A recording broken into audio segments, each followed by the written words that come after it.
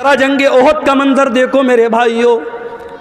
जंग ओहद में चंद मुसलमानों की गलती से जीती हुई जंग हार गए मुसलमान और सारा पासा पलट गया। अल्लाह के प्यारे नबी जख्मी हो गए। असल में बार बार ये जो है ना माइक इसकी वजह से दबाव की वजह से झुक जा रहा है। इसका क्या इलाज, या तो इसको बार बार पकड़े रहें। जंग का पासा पलट गया और जीती हुई जंग मुसलमान हार गए। बड़े गौर से सुनना मेरे भाइयों, जंग मुसलमान हार गए, अल्लाह के नबी जख्मी हुए, आपका चेहरा लहू लुहान हो गया और 70 सहाबे किराम भी शहीद हो गए। ये सब कुछ कब हुआ? जंग ओहद के अंदर, गज़वे ओहद के अंदर नबी मौजूद हैं और इस दुनिया के सबसे बेहतरीन लोग यानी मुसलमान सहाबे किराम मौजूद हैं। उसके बावजूद सहाबे किराम के रहते हुए और नबी के रहते हुए ये जंग मुसलमान हार गए।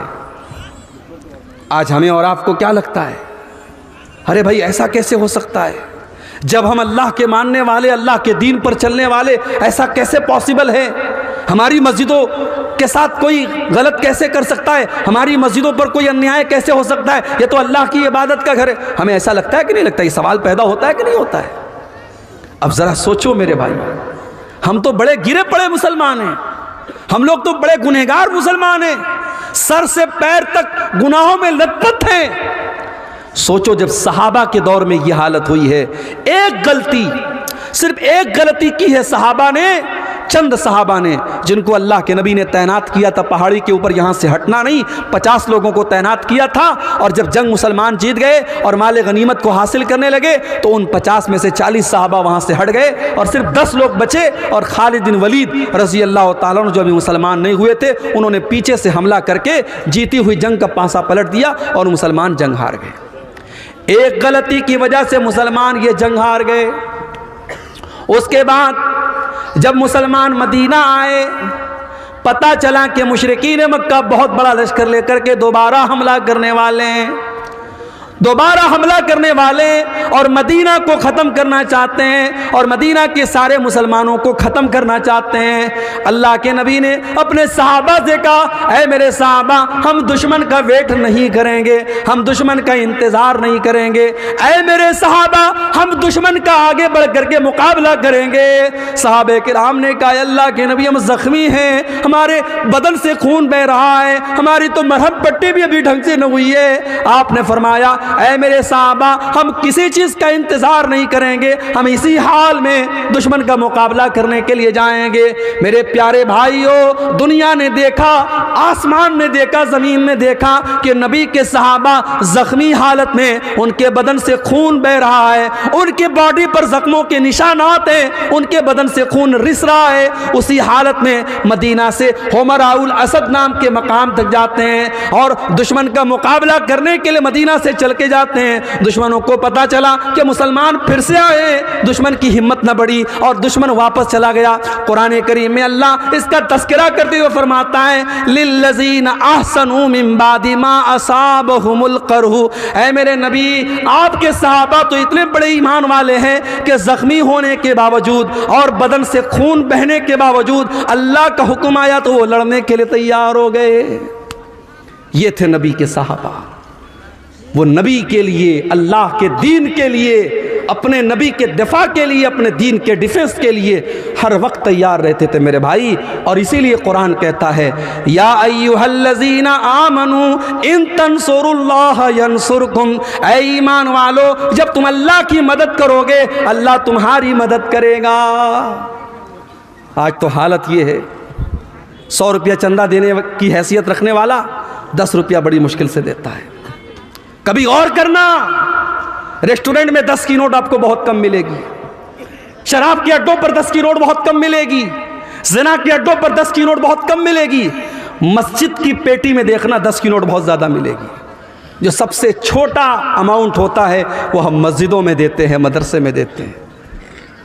हमारे यहाँ साइंस पढ़ाने वाला टीचर आए, हम 2000 रुपया महीना देंगे। मैथ पढ़ाने वाला टीचर आए, हम 3000 रुपया महीना देंगे। हिंदी और इंग्लिश पढ़ाने वाले को 1000 रुपया महीना देंगे, और बेचारे मौलवी साहब और हाफिज साहब कुरान पढ़ाने के लिए आएंगे तो हम मोल भाव करेंगे, हाफिज साहब 500 रुपया ले लीजिए। कुरान और दीन के इल्म की वैल्यू हमने घटा के रखी है मेरे भाई। इंग्लिश मीडियम के नाम पर हमारी जेबों से 2-2 हज़ार रुपये फीस निकल जाती है, और मदरसे में कहीं 100 रुपये फीस लग जाए तो हम ताना मारते हैं, साहब मदरसे वाले भी 100 रुपया फीस मांगने लगे। दीन की वैल्यू को हमने कम कर दिया मेरे भाई, दीन की अहमियत हमारी नज़रों में हमने हकीर कर दिया, और आज हालात ये हैं दीन को सारी दुनिया में तमाशा बना के रख दिया गया। मेरे प्यारे साथियों, जंगे तबूक का मौका याद करो, जंगे तबूक का मौका याद करो। गर्मी का मौसम है, मई जून का महीना है, खजूरों के पकने का टाइम है। अल्लाह के नबी अपने सहाबा से कहते हैं, ऐ मेरे सहाबा, हमको तबूक के लिए जाना है, हमको 700 किलोमीटर लंबा सफ़र करना है। ऐ मेरे सहाबा, मेरे पास हथियार नहीं है, मेरे पास सवारी नहीं है। ऐ मेरे सहाबा, तुम ताउन करो, तुम दान दो, तुम चंदा दो। ऐ मेरे सहाबा, मैं तुम्हें जन्नत की गारंटी देता हूँ। सहाबे किराम ने अपनी अपनी हैसियत के मुताबिक, अपनी अपनी ताकत के मुताबिक बढ़ चढ़ करके ताउन करना शुरू किया। उस्मान गनी ने बहुत सारे ऊंट भी दे दिए, बहुत सारे घोड़े भी दे दिए, और 1000 सोने के सिक्के भी दे दिए। बहुत सारे सहाबा गरीब थे, मजदूर थे, मजदूरी किया करते थे, कोई 1 मुट्ठी, कोई 2 मुट्ठी गेहूं ला रहा है, जौ ला रहा है। अय अल्लाह के प्यारे नबी, मैं ये मेहनत करके मजदूरी करके ये लाया हूं, अय अल्लाह के नबी इसको ले लीजिए। अल्लाह के नबी सबका चंदा ले लेते थे, सबका दान ले लेते थे। इतने में हजरत उमर फारूक आए।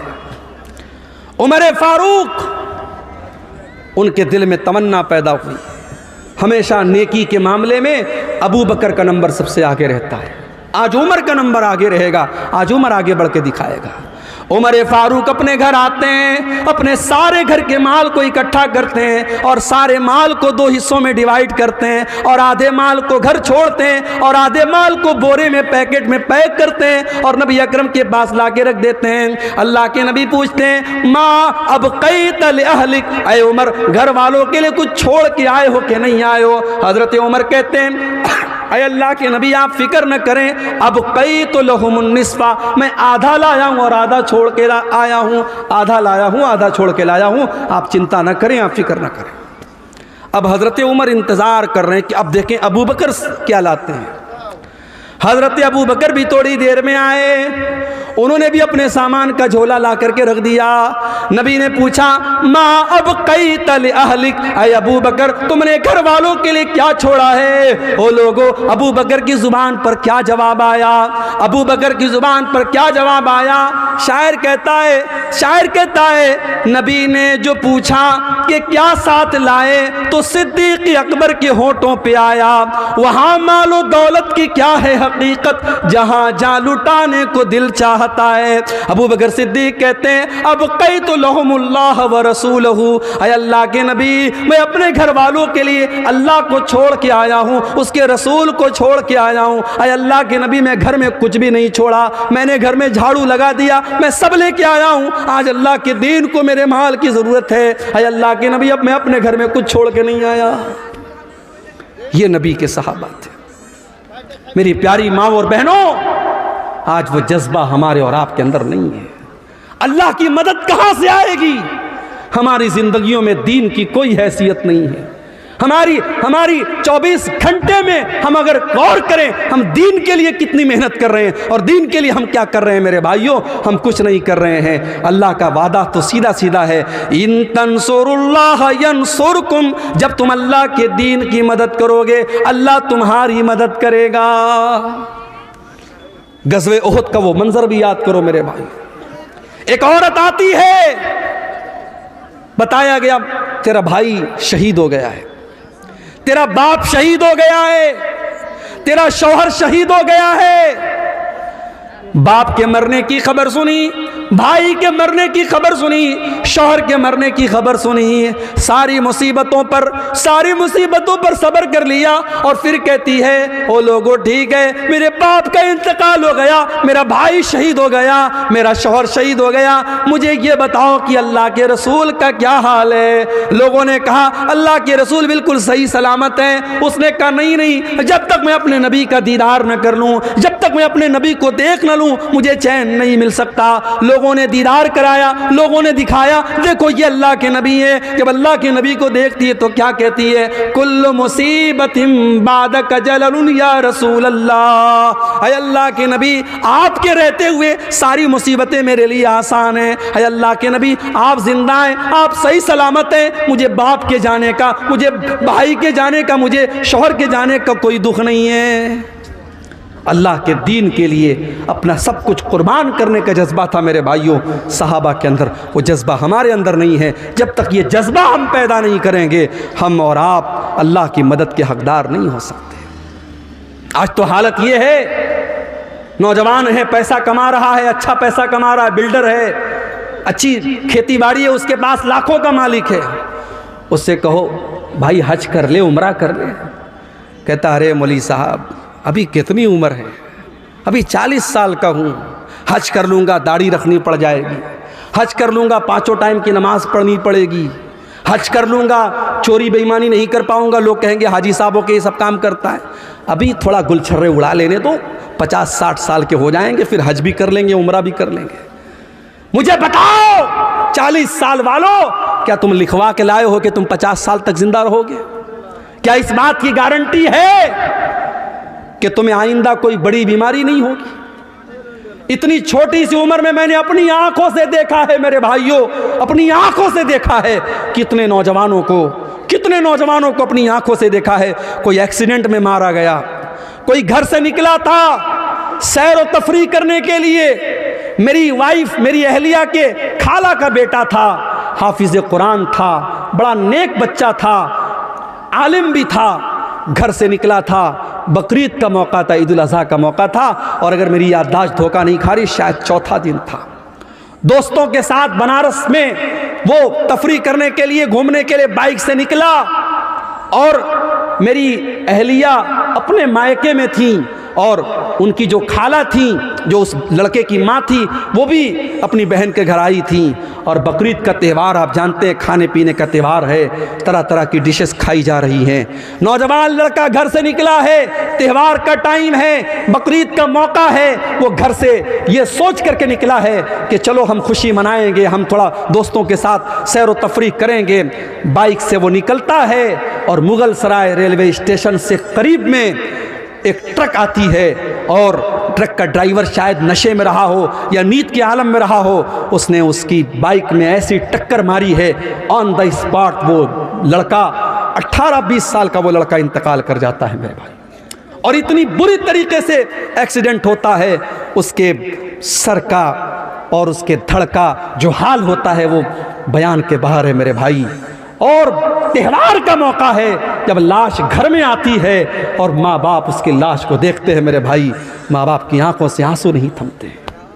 खुशी का त्यौहार और खुशी का मौका गम में तब्दील हो जाता है मेरे भाइयों। मौत का फरिश्ता आपसे अपॉइंटमेंट लेकर के नहीं आएगा, आपसे पूछ करके नहीं आएगा कौन सी बीमारी, कौन सा एक्सीडेंट, कौन सी मुसीबत और कौन सा बहाना आपकी जिंदगी के खात्मे की खबर लेके आएगा, आप नहीं कह सकते। मेरे भाइयों, नबी अकरम के सहाबा को देखो, जंगे बद्र का मौका है, हजरत उमैर इब्न हुमाम अंसारी एक नौजवान साहबी हैं, नौजवान साहबी खजूरें खा रहे हैं, और अल्लाह के नबी जंगे बद्र में अपने सहाबा को जिहाद की अहमियत बता रहे हैं और अल्लाह की राह में लड़ने की अहमियत बता रहे हैं। अल्लाह के नबी सहाबा से कह रहे हैं, ऐ मेरे सहाबा, ये जंगे बद्र का मैदान है, ये जन्नत का मैदान है, उठो और जन्नत को पाने के लिए लड़ पड़ो और अल्लाह की राह में कुर्बानी दे दो। हजरत उमैर इब्न हुमाम कहते हैं, ऐ अल्लाह के नबी, ऐ अल्लाह के नबी, क्या जन्नत इतनी बड़ी है कि जन्नत की चौड़ाई आसमानों और ज़मीन के बराबर है? अल्लाह के नबी फरमाते कि हाँ हाँ ऐ उमर, जन्नत की चौड़ाई तो इतनी है। वो कहते हैं बखिन बखिन, क्या बात है क्या बात है? अल्लाह के नबी फरमाते हैं ऐ उमर तुम ऐसा क्यों कह रहे हो? कहते हैं अल्लाह के नबी इन्नी ला अर्जू, मैं उम्मीद करता हूँ कि मैं भी जन्नत में चला जाऊँ। आपने फरमाया हाँ ऐ उमर, अगर तुम अल्लाह की राह में लड़ते लड़ते शहीद हो जाओगे तो तुम भी उसी जन्नत के हकदार बनोगे। उमर इब्न हुमाम खजूरें हाथ में लिए हुए हैं, उन खजूरों को ज़मीन पर फेंक देते हैं। कोई कहता है मेरे भाई इन खजूरों को खा ले फिर तू मैदान जंग में जाना। कहते हैं नहीं नहीं, इन खजूरों के खाने में अगर टाइम वेस्ट करूंगा तो ये लेट हो जाएगा, देर हो जाएगी, मेरे पास इतना टाइम नहीं है, मेरे पास इतनी फुर्सत नहीं है। और हज़रत उमर इब्न हुमाम उसी हालत में मैदान जंग में कूद पड़ते हैं और अल्लाह की राह में शहीद हो जाते हैं। मेरे प्यारे साथियों, सहाबे किराम की ज़िंदगियाँ इस तरीके के वाक़यात से भरी पड़ी है। हज़रत हंज़ला को देखो, नई नई शादी हुई है और शादी की पहली रात अपनी बीवी के साथ हैं। हर नौजवान की ज़िंदगी में शादी की रात बड़ी उमंगों की रात होती है। हज़रत हंज़ला अपनी बीवी के साथ हैं, शादी की पहली रात है और सुबह होती है और अल्लाह के नबी की तरफ से जिहाद का ऐलान होता है, जंग के मैदान में जाने का ऐलान होता है। हज़रत हंज़ला अपनी बीवी से कहते हैं ऐ मेरी बीवी, मुझे जंग के मैदान में जाना पड़ेगा। अल्लाह के नबी की तरफ से मुनादी हो चुकी, ऐलान हो चुका है। उस ज़माने की औरतें भी कैसी औरतें थीं। आज के दौर की औरतें, दीन के नाम पर कोई गैरत नहीं है उनके अंदर। शौहर अगर दीन के नाम पर अपनी बीवी से किसी कुर्बानी का मुतालबा करे तो बीवी दीन के नाम पर कोई कुर्बानी देने को तैयार नहीं। दुनिया के नाम पर हर कुर्बानी तैयार है। अभी मैं भागलपुर से पूर्णिया आ रहा था, 4-5 नौजवान आपके इसी पूर्णिया के, कोई बाईसी का है, कोई कहीं का है, कोई कहीं का है, देखा सब मुंबई से आ रहे हैं। मुंबई से कहने लगे मौलवी साहब हम लोग मुंबई में रहते हैं, वहाँ काम करते हैं और महीनों के सालों के बाद हम अपने वतन को लौट रहे हैं, ढेर सारा सामान लेके लौट रहे हैं। बीवी को ये गवारा है कि शौहर मुझसे 6 महीना 7 महीना दूर रहे, मुंबई में रहे, सऊदी में रहे, दुबई में रहे, बीवी को ये सारी आजमाइश और ये सारी कुर्बानी गवारा है। क्यों? क्योंकि शौहर कमा के लाएगा। अल्लाह के दीन के लिए अगर वही शौहर दाढ़ी रख ले तो बीवी कहती है अरे पहले इतने हैंडसम लगते तो तुम दाढ़ी क्यों रख ली, तुमने बेकार लगने लगे। शौहर दीन के लिए अगर अल्लाह की राह में कुछ सदका खैरात कर दे और बीवी का कोई जेवर देने की बात कर दे तो बीवी को तैश आ जाता है। ये आज के दौर की औरतें हैं। मेरे प्यारे साथियों, हज़रत हंज़ला शादी की पहली रात अपनी बीवी से कहते हैं मुझे अल्लाह की राह में जाना है, नबी की तरफ से जिहाद का ऐलान हुआ है। हज़रत हंज़ला की बीवी न चूँ करती है न चरा करती, कहती बेशक आप जा सकते हैं। हालांकि उसे पता है हो सकता है मेरा शौहर जिंदा ना आए, हो सकता है मेरे शौहर की लाश आए, हो सकता है मेरे शौहर की शहादत हो जाए, मौत हो जाए, लेकिन वो खुले दिल से इजाज़त देती है। जिहादे मोहब्बत की आवाज़ गूंजी, कहा हंज़ला ने ये दुल्हन से अपनी इजाज़त अगर दो तो जामे शहादत लबों से लगाने को दिल चाहता है। हज़रत हंज़ला उसी हालत में जंग के मैदान में जाते हैं। उनके पास गुस्ल करने का भी टाइम न था, उनके पास पानी के ज़रिए तहारत हासिल करने का भी टाइम न था। उसी जनाबत की हालत में वो जंग के मैदान में जाते हैं और मेरे भाइयों अल्लाह की राह में शहीद हो जाते हैं। और जंग के बाद जब शहीदों की लाशों को रखा जाने लगता है, अल्लाह के नबी अपने सहाबा से कहते हैं ओ मेरे सहाबा इन्नी लअरा हंज़ला, ओ मेरे सहाबा मैं हंज़ला को देख रहा हूँ तग़सिलुहुल मलाइका, कि हंज़ला को फरिश्ते गुस्ल दे रहे हैं। हंज़ला जनाबत की हालत में मैदान जंग में आए थे, नापाकी की हालत में मैदान जंग में आए थे, फरिश्ते उनको गुस्ल दे रहे हैं। मेरे प्यारे साथियों, आज अल्लाह के दीन के लिए कुर्बानी देने का जज्बा हमारे अंदर से निकल गया है। अपने बाजुओं को थोड़ा मजबूत करो मेरे भाइयों, अपनी हिम्मत को थोड़ा जुटा लो और अल्लाह के दीन के लिए मेहनत करने का और कुर्बानी देने का जज्बा अपने अंदर पैदा करो। अल्लाह का वादा है या अय्युहल्लज़ीना आमनू इन तंसुरुल्लाह यंसुरकुम,